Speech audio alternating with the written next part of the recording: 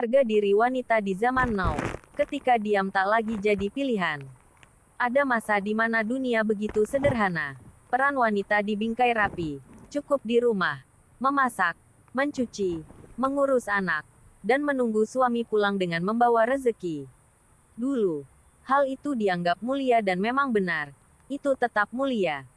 Tapi zaman bergerak, dan cara pandang manusia ikut berubah. Kini, harga diri seorang wanita tidak lagi diukur dari seberapa patuh ia menunduk, atau seberapa pandai ia menahan tangis di balik pintu dapur. Tapi dari seberapa kuat ia berdiri, melawan keadaan yang ingin menindasnya, sekaligus tetap menjaga kelembutan di tengah kerasnya hidup. Banyak wanita masa kini bekerja bukan karena mereka ingin menandingi suami, tapi karena mereka ingin menyelamatkan diri dari perlakuan yang membuat harga dirinya hancur pelan-pelan. Bukan sedikit istri yang akhirnya memilih bekerja bukan karena mereka haus kebebasan, tapi karena mereka lelah dianggap beban. Mereka lelah disebut penumpang gratis, hanya karena tidak menghasilkan uang tunai. Bayangkan, seorang istri yang mengorbankan tubuh, waktu, bahkan mimpinya demi rumah tangga.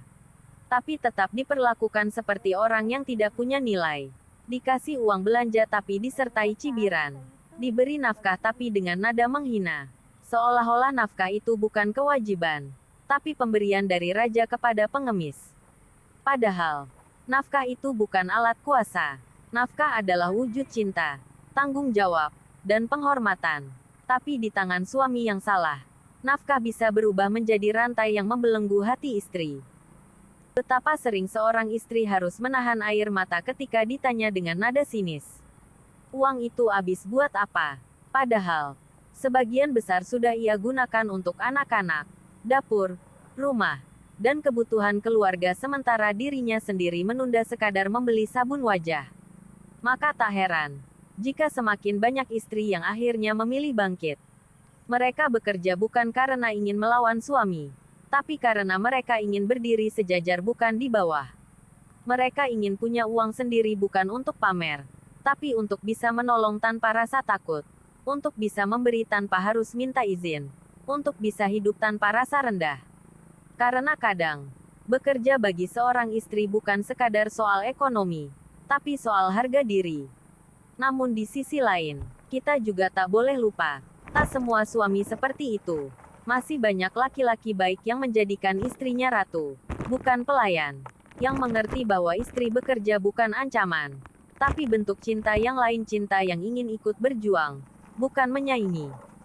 Itulah seharusnya arti rumah tangga.